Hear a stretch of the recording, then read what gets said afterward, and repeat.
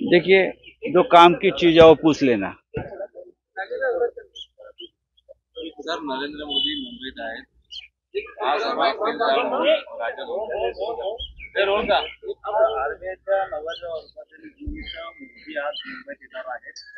राज्यात त्यांच्या 10 सभा देखील होणार। और क्या है? आशिष शेलार एका ठिकाणी म्हणतायत की ठाकरे गटाचा दिल्लीत गोंधळ आणि दिल्लीत काँग्रेसपुढे नरेंद्र मोदी देश के प्रधानमंत्री है, लेकिन मैं चुनाव आयोग से ये सवाल करना चाहता हूं, क्या ये कोड ऑफ कंडक्ट जो है वो बीजेपी के 7 लोग जो नहीं है, जो बीजेपी विरोधी है, उनके लिए है? प्रधानमंत्री पूरा अपना ताम झाम लेकर सरकारी बतौर प्रधानमंत्री प्रचार के लिए घूम रहे हैं। उनका स्पेशल फ्लाइट सरकार का, चाहे उनको फोर्स 1 कहो या फोर्स 2 कहो, पूरा उनका लवाजमा लेकर पूरे देश में सरकारी खर्चे से चुनाव प्रचार सरकारी यंत्रणा को लेकर कर रहे हैं। अब मुंबई में आएंगे, 10 जनसभा लेंगे। जब वो चुनाव का निर्णय आता है, डेट डिक्लेयर होती है, तो प्रधानमंत्री नहीं है, ना कोई मंत्री रहता है, वो सामान्य नागरिक है, वो एक उम्मीदवार है। तो उनका जो खर्चा है, सब जो सरकारी यंत्रणा का जो इस्तेमाल हो रहा है, वो एक तो उनके पार्टी के ऊपर जाना चाहिए, बीजेपी के खाते में जाना चाहिए। अगर नहीं करते हैं तो ये कोड ऑफ कंडक्ट का उल्लंघन है, आचार संहिता का उल्लंघन है, तो बीजेपी के ऊपर एक्शन होनी चाहिए, लेकिन नहीं होगी। नोटिस जाएगी कांग्रेस को, इनकम टैक्स की नोटिस जाएगी, शिवसेना को, तृणमूल कांग्रेस को, आचार संहिता का उल्लंघन किया, लेकिन नरेंद्र मोदी जी को नहीं जाएगा। ये देश का लोकतंत्र। आप मुंबई में चाहे 10 सभा ले लो या 50 सभा ले लो, मुंबई की जनता ने तय किया है, इस बार सबसे पहले बीजेपी मुंबई से तड़ीपार है। देश में तो होगा ही, लेकिन जिस तरह से आपने मुंबई के ऊपर अन्याय किया है, मुंबई लूटने की कोशिश नहीं, हर कोशिश की है मुंबई लूटकर गुजरात में लेके जाने। मुंबई के मध्यम वर्गीय मिडिल क्लास लोगों के साथ जो छल कपट किया है, तो नरेंद्र मोदी आकर यहां आकर क्या कहेंगे? जिस तरह से अपने धारावी अडानी को बेच दिया, जिस तरह से धारावी के साथ साथ मुंबई बेचने की अडानी को आपकी साजिश है, तो मुंबई कर आपको वोट क्यों दे? आप आइए, प्रधानमंत्री है, अभी भी आपको लगता है कि आप प्रधानमंत्री, लेकिन अभी आप प्रधानमंत्री नहीं है। जब चुनाव डिक्लेयर होता है तो आप ज्यादा से ज्यादा कार्यवाहक प्रधानमंत्री होते हैं, लेकिन आज आप उसी तरह से अगर घूमते हो और घोषणाएं करते हो, लोगों को धमकाते हो, तो ये नहीं चलेगा। आप आइए मुंबई में। उद्धव ठाकरे ने कल एक बयान दिया है कि उद्धव ठाकरे ने कल एक दिल्ली में जो रैली थी उसमें बयान दिया कि 2029 तक लोकसभा के बगैर उम्मीदवारों की चर्चा पूरी खत्म हो गई है और अब उसके ऊपर कोई चर्चा नहीं है। नहीं, पूरे देश में अब ये चर्चा खत्म होनी चाहिए। इंडिया गठबंधन में सीट शेयरिंग की अब हमको चुनाव प्रचार में लगना चाहिए। महाराष्ट्र में अब सीट शेयरिंग पर चर्चा नहीं होगी, सीट शेयरिंग पे चर्चा खत्म हो गई। अब हम अगर चर्चा करना चाहता है कोई, तो 2029 की करेंगे या विधानसभा की सीट शेयरिंग पर चर्चा करेंगे। करोड़ों रुपए जो उनके पास मिले, उन्होंने कहा कि लीगली हम देख रहे हैं ये पैसा आपको देवों तक लौटा सकते। तो क्या करेंगे आप? प्रफुल्ल पटेल का भी पैसा उसमें शामिल है, छगन भुजबल 70,000 करोड़ का सिंचन घोटाला, हसन मुशरीफ, और कौन से नाम मैं लेना चाहूंगा, आप बताइए मुझे। आज प्रधानमंत्री ने कहा है किसी रैली में, लगता है मेरठ में, कि भ्रष्टाचारियों को नहीं छोड़ूंगा। आज कहा है ना, ये तो एक सबसे बड़ा जोक्स मोदी मारते हैं दर दिन। अब बहुत ही जॉनी लीवर के बाद अगर कोई यहाँ राजू श्रीवास्तव बेचारे नहीं है, लेकिन जॉनी लीवर के बाद ये गुजरात का लीवर है जो हमारा मनोरंजन कर रहा है। भ्रष्टाचारियों को नहीं छोड़ेंगे, ये मोदी जी बोल रहे रैली में मेरठ के, और उनके अगल बगल में 10 भ्रष्टाचारी बैठे हैं। उनके पार्टी में दर दिन एवरेज 5 भ्रष्टाचारी का प्रवेश होता है। वो भी ऐसे भ्रष्टाचारी नहीं, नामचीन भ्रष्टाचारी, जैसे नामचीन गुंडे होते हैं ना, वैसे नामचीन भ्रष्टाचारी। आप उनका क्या करोगे? वो तो आपके बगल में बैठेंगे, आपके साथ घूमेंगे फिरेंगे, आपके सरकार में शामिल होंगे। आप उनके ऊपर के उनकी जो क्राइम फाइल है वो क्लोज करेंगे और दुनिया को आप ज्ञान देंगे। हाँ, सबसे ज्यादा भ्रष्टाचारी अगर कोई होगा इस देश में तो भारतीय जनता पार्टी है। आप इलेक्टोरल बॉन्ड्स पर अब तक कोई आपका कमेंट नहीं है। आप कौन सा भ्रष्टाचार खत्म करना चाहते हैं? हाँ, अगर आप में हिम्मत है तो आपके पार्टी के तरफ से बयान आने दो, आपकी तरफ से बयान आने दो।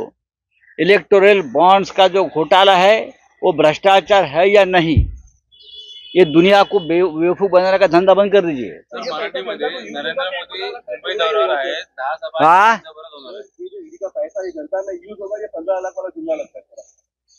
देखिए, ये जुमला नहीं, जुमले का बाप है। ये कहां से पैसा देंगे? पूरा पैसा तो जमा करके उनके बीजेपी के खाते में चला गया भ्रष्टाचार का। जो जनता को देना था पैसा वो उनके खाते में चला गया है बीजेपी के। वो क्या जनता को देंगे? वो कुछ नहीं दे सकते जनता को। जनता को सिर्फ गुमराह कर सकते हैं। आता बोला, नरेंद्र मोदी मुंबई दौऱ्यावर आहेत, राज्यात 10 सभा आहेत, त्याची माहिती. नरेंद्र मोदी हे देशाचे प्रधानमंत्री होते, आता नाही। आता फार तर ते निवडणुकीची घोषणा झाल्यावर, निवडणुकीची जेव्हा घोषणा होते राज्यात किंवा देशात, तेव्हा राज्याचे मुख्यमंत्री फार तर कार्यवाहक मुख्यमंत्री असतात आणि देशाचे प्रधानमंत्री हे कार्यवाहक प्रधानमंत्री असतात। त्याच्यामुळे त्यांना सरकारी यंत्रणेचा वापर करून प्रचाराला जाता येत नाही।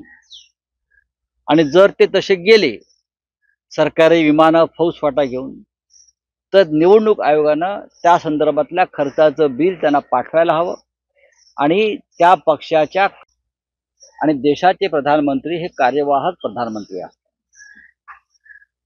त्याच्यामुळे त्यांना सरकारी यंत्रणेचा वापर करून प्रचाराला जाता येत नाही। आणि जर ते तसे गेले सरकारी विमानं फौजफाटा घेऊन, तर निवडणूक आयोगानं त्या संदर्भातल्या खर्चाचं बिल त्यांना पाठवायला हवं आणि त्या पक्षाच्या खात्यातून, त्या पक्षाकडून ते पैसे वसूल केले पाहिजेत।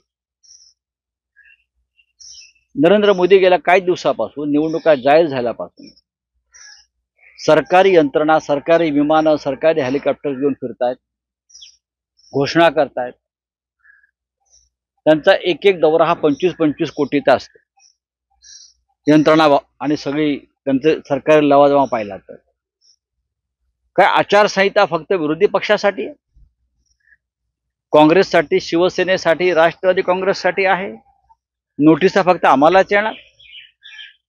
प्रधानमंत्री ज्या पद्धतीनं सरकारी यंत्रणेचा गैरवापर करतायत आणि प्रचाराला उतरले सरकारी यंत्रणा घेऊन, हा भ्रष्टाचार नाही? मोदी हे आता कार्यवाहक प्रधानमंत्री आहेत। त्यांना अशा प्रकारे कोणत्याही घोषणा करण्याचा अधिकार नाही, त्यांना सरकारी यंत्रणा वापरण्याचा अधिकार नाही। हा सगळ्यात मोठा करप्शन, भ्रष्टाचार आहे। आपण म्हणताय ते मुंबईला येत आहे, काय शोधायला येतात? जमिनी शोधायला येतात। अडाणीला कोणती जमीन द्यायची आहे, कोणती शिल्लक आहे का, ते वरून पाहणार आहेत का? गेल्या काही वर्षात भारतीय जनता पक्षानं, नरेंद्र मोदी यांनी, अमित शाह यांनी मुंबई विकली। गौतम अडाणी या त्यांच्या उद्योगपती मित्राला धारावी विकली, मुंबईचे भूखंड विकले, मुंबईचे उद्योग पळवले। आता मोदी 10 सभा घेऊन काय करणार आहे? अजून त्यांना काय विकायचं आहे? पण एक लक्षात घ्या, मुंबईत 10 नाही 100 सभा घेऊ द्या, मुंबईच्या जनतेनं ठरवलंय की मुंबईतून भाजपा पूर्ण तडीपार करायची. देशातून होतेच आहे, पण मुंबईत 10 सभा घेतल्यात तरी त्यांना एकही जागा मिळणार नाही. ती काळ्या दगडावरची रेख आहे. आर्थिक दहशतवाद करणार तडीपार. काल माननीय उद्धव ठाकरे हे रामलीला मैदानावर होते दिल्लीच्या. ते अत्यंत ऐतिहासिक मैदान आहे. त्याच मैदानावरून 1978 साली जयप्रकाश नारायण यांनी विरोधी पक्षाची एकजूट केली होती आणि तिथूनच त्यांनी इंदिरा गांधींना आव्हान दिलं होतं, सिंहासन खाली करो. आणि त्याच ऐतिहासिक मैदानावरून माननीय उद्धव ठाकरे यांनी नारा दिलाय, अब की बार भाजपा तडीपार. आणि तो नारा काल संपूर्ण रामलीला मैदानावर घुमताना आम्ही पाहिला. तडीपार होत आहे भाजपा. केदार म्हणतं की पेट्रोलचं खर्च मी करतो, त्यांनी मालवणीमध्ये जाऊन बघावं, बांधण्याविरुद्ध लढावं. कुठे घेऊन जावं?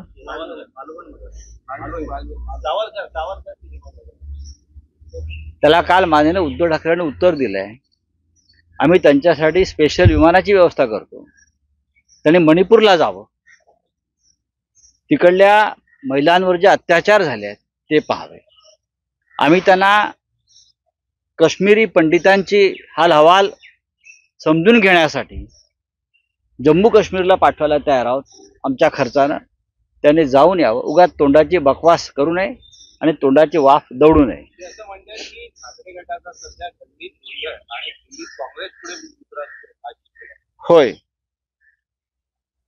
महाराष्ट्रामध्ये शिवसेनेसमोर एक दिवस तुम्हाला मुजरा मारावाच लागणार आहे. त्यांना सारखा मुजरा आठवतोय. हे अलीकडे कोणत्या मुजऱ्याला जाऊन दौलतजादा करतात मला माहित नाही. या भाजपलांना सवय आहे हुजरेगिरी आणि मुजरेगिरी करण्याची. या राज्याचे मुख्यमंत्री उपमुख्यमंत्री हे दिल्लीत जाऊन रुमाल टाकून कसे बसतात नेत्यांच्या लॉनवर आणि परत येतात हे आम्हाला सांगू नका. तुमचे मुजरे आणि हुजरेगिरी आम्हाला माहिती आहे.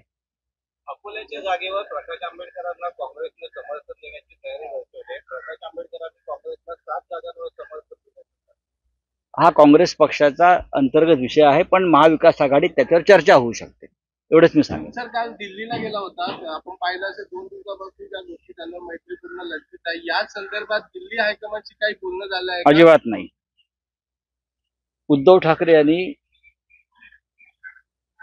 काँग्रेसचं हायकमांड, मग मुकुल वासनिक जे असतील, वेणुगोपाल जे असतील, अन्य नेत्यांची त्यांची ओझरती भेट झाली आणि उद्धव ठाकरे यांनी या दोन्ही नेत्यांना महाराष्ट्रातील महाविकास आघाडीच्या जागा वाटपात शिवसेनेशी सहकार्य केल्याबद्दल त्यांचे आभार मानलेले आहे, एवढंच मी सांगेन.